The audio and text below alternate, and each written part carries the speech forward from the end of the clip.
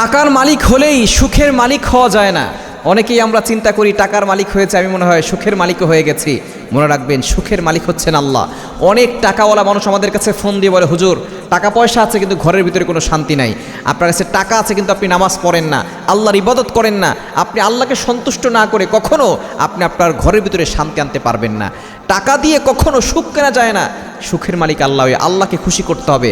আল্লাহকে খুশি করতে হলে আপনাকে ইবাদত করতে হবে। আপনি আল্লাহর ইবাদত করবেন, 5 ওয়াক্ত নামাজ পড়বেন, ঘরের ভিতরে যত বেশি ইবাদত বাড়াবেন তত বেশি আপনি সুখে থাকতে পারবেন, শান্তিতে থাকতে পারবেন। নিজেও নামাজ পড়বেন, আপনার পরিবারের সকলকে নামাজ পড়তে উৎসাহিত করবেন। আপনার ছোট বাচ্চা থেকে শুরু করে যার বয়স 7 বছর হয়ে গেছে তাকে নামাজ পড়া শিখাবেন। 10 বছরের সময় তাকে নামাজ পড়তে শাসন করবেন, তাকে বাধ্য করবেন সে যাতে করে নামাজ পড়ে। যখন ঘরের ভিতরে প্রত্যেকটা সদস্য নামাজ পড়বে তখন দেখবেন আপনার সংসারে সুখ আসবে, শান্তি আসবে। টাকা দিয়ে কখনো সুখ কেনা যায় না। আল্লাহকে খুশি করবেন, দেখবেন আপনি সুখের মালিক হতে পারবেন।